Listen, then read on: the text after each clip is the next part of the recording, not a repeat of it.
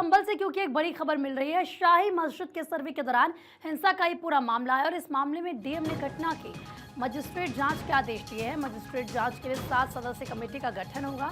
7 दिन में पूरी घटना की जांच रिपोर्ट सौंपनी होगी। 30 नवंबर तक जिले में बाहरी लोगों के प्रवेश पर रोक है। तो बड़ा जो अपडेट इस पूरे मामले में है वो ये कि अब डीएम ने घटना की मजिस्ट्रेट जांच के आदेश दिए हैं और 7 सदस्यीय कमेटी का गठन होगा, जिसमें 7 दिन में इस पूरी घटना की जांच रिपोर्ट सौंपनी होगी। नीलेश क्योंकि लगातार हमारे साथ बने हुए हैं, एक बार ठीक है, ये संभल से जो जानकारी मिल रही है वो बड़ी इस वक्त अपडेट आपको बता रहे हैं। शाही मस्जिद के सर्वे के दौरान हिंसा का पूरा मामला, और आपको याद होगा डीएम ने घटना की मजिस्ट्रेट जांच के आदेश दिए हैं। अब मजिस्ट्रेट जांच के लिए 7 सदस्यीय कमेटी का गठन है। और देखिए जिस तरीके से संभल में हिंसा हुई उसके बाद कई सवाल उसको लेकर उठे। इस बीच एक बड़ा अपडेट आपको दे दें इसी पूरे मामले में। आज संभल नहीं जाएगा समाजवादी पार्टी का डेलीगेशन। माता प्रसाद पांडे ने डीजीपी से बात की। स्थिति सामान्य होने पर जा सकते हैं संभल। ये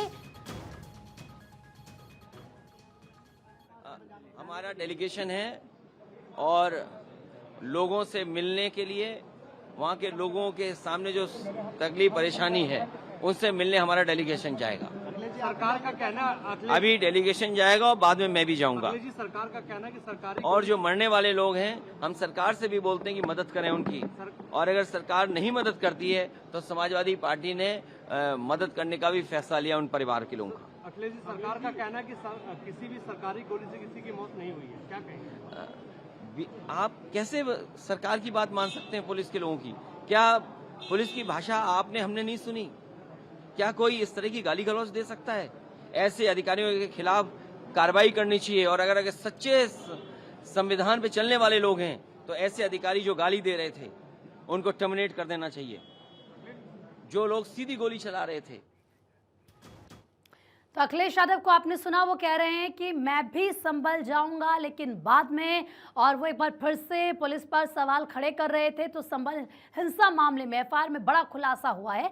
एफआईआर में जियाउर रहमान बर्क को आरोपी नंबर 1 बनाया गया है। नंबर 2 आरोपी सुहेल इकबाल को एफआईआर में बनाया गया है। आपको बता दें कि जियाउर रहमान बर्क ने भीड़ को उकसाया, ये एफआईआर में दर्ज है। राजनीतिक फायदे के लिए भीड़ को उकसाया गया है। तो जो बड़ी बातें हैं एफआईआर में लिखी गई हैं वो आपको बता रहे हैं। जियाउर रहमान बर्क को आरोपी नंबर 1 इस एफआईआर में बनाया गया है। इस वक्त ज्यादा बातचीत के लिए हमारे सहयोगी सुरेश झा हमारे साथ जुड़ चुके हैं। सुरेश, जरा बताएं, क्योंकि एफआईआर की अगर यहाँ पर बात करें तो जियाउर रहमान बर्क को आरोपी नंबर 1 और आरोपी नंबर 2 सुहेल इकबाल को बनाया गया है। और इस एफआईआर में क्या बड़ी बातें हैं, क्या लिखा गया है? देखिए, जो एफआईआर दर्ज हुई है, करीब 7 एफआईआर पुलिस ने दर्ज की है, जिसमें जो सांसद है वहाँ के, उनके खिलाफ एफआईआर दर्ज हुई है। उसके साथ ही जो वहाँ के जो विधायक हैं, उनके जो बेटे हैं सुहेल इकबाल, उनको भी आरोपी बनाया गया। और इन लोगों पर यह आरोप लगाया कि इन्होंने जो है भीड़ को उकसाया था। जियाउर रहमान बर्क के बारे में बताया जा रहा है कि जिस दिन 22 तारीख को जब वहाँ टीम पहुंची थी सर्वे करने के लिए, तो उन्होंने वहाँ पर नमाज अदा करने के बाद बहुत सी ऐसी बातें कही थी जो उनको नहीं कहनी चाहिए थी। उसके बाद जो सुहेल इकबाल हैं, जो वहाँ के जो विधायक के जो बेटे हैं, उन्होंने कहा कि एमपी सांसद साहब हमारे साथ हैं, आपको खुली छूट आप कुछ भी कर सकते हैं। यानी इस तरह का बयान आने के बाद जो है वहाँ पर हिंसा भड़की थी, जिसमें 4 लोगों की मौत हुई है और कई लोग जिसमें जख्मी हुए, खासकर पुलिस के यूपी पुलिस के लोग भी जख्मी हुए हैं। तो उन्हीं सबको देखते हुए पुलिस ने एफआईआर दर्ज की है, जिसमें ये मान सकते हैं कि आने वाले दिनों में विधायक के बेटे जो है सुहेल इकबाल और जो वहाँ के जो सांसद हैं उनके खिलाफ जो है, दोनों खिलाफ जो एफआईआर दर्ज होने के बाद जो उनकी मुसीबतें बढ़ सकती है। और पुलिस के सूत्रों का कहना है कि इन दोनों से भी इस पूरे मामले में पूछताछ की जाएगी आने वाले दिनों में,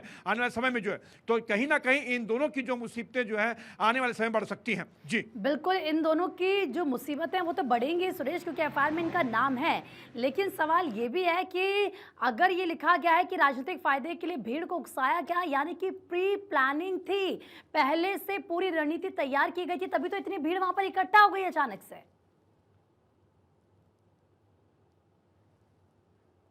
सुरेश देखिए, जैसा कि वहाँ पे पहले से ही प्रशासन ने ये सबको हिदायत दे दी थी कि 22 तारीख को जो वहाँ पे सर्वे होगा, तो तमाम लोगों को पहले ही हिदायत दी गई थी कि वो कोऑपरेट करें। और सर्वे टीम जब पहुंची, जिस तरह से वहाँ पर जो है नामाज अदा करने के बाद जो है भड़काऊ बातें कही गई, जिसके बाद जो पूरा संभल जो जल उठा है, तो उसके बाद से पूरे देश के अंदर, खासकर बात के संभल की सियासत काफ़ी गर्मा गई है, खासकर उत्तर प्रदेश की सियासत काफ़ी गर्मा गई है।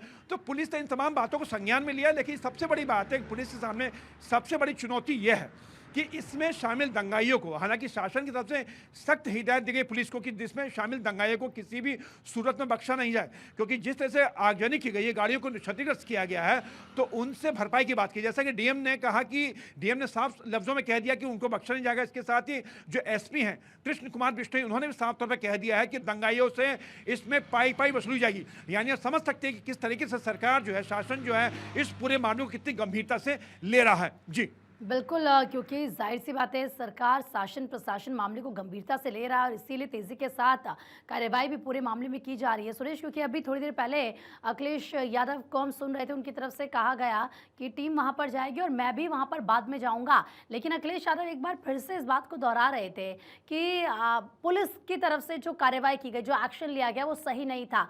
क्या नहीं लगता है कि इस तरीके के स्टेटमेंट देना इस समय में गलत है, क्योंकि इससे कहीं ना कहीं माहौल और ख़राब होता है? वो कह रहे मैं बाद में तो जाऊंगा, लेकिन उससे पहले पुलिस की कार्यशैली पर वो ज़रूर सवाल खड़े कर रहे हैं।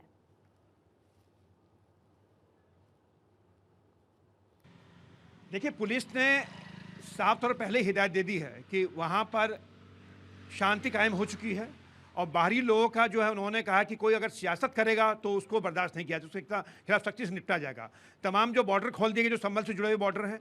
इसके साथ ही ये भी कहा गया कि जो भी सियासतदार हैं वो इस पर कम से कम बयानबाजी करें, क्योंकि मामला काफ़ी गर्म मामला है। और लेकिन आप देखें कि इसमें कहीं ना कहीं राजनीति काफ़ी गर्मा चुकी है। हर पॉलिटिकल पार्टी इसको लेके एक मुद्दा बना रहा है। तमाम कांग्रेस ने इसको मुद्दा बनाया, सपा ने मुद्दा बनाया, नहीं हर कोई इसको मुद्दा बना रहा है। लेकिन पुलिस की कोशिश सबसे पहले ये कि इलाके के अंदर शांति स्थापित की जाए। जैसा कि बताया जाए कि इलाके में शांति है, लोग अपने काम काज पर निकले हुए हैं, लेकिन जिस तरह से ये माहौल को जो गरमाने की कोशिश की जा रही है, उसको लेकर प्रशासन जो है काफ़ी सतर्क हो चुका है। जी सुरेश, आप क्योंकि लगातार वहाँ पर बता रहे हैं प्रशासन काफ़ी ज़्यादा सतर्क है, अलर्ट है, लेकिन जब हम बात सियासत की करते हैं तो अखिलेश यादव की तरफ से ये कहा गया, अभी अभी वो ये बात कह रहे थे कि जो हमारे जो सांसद है, आखिर उन पर क्यों एफआईआर दर्ज की गई है।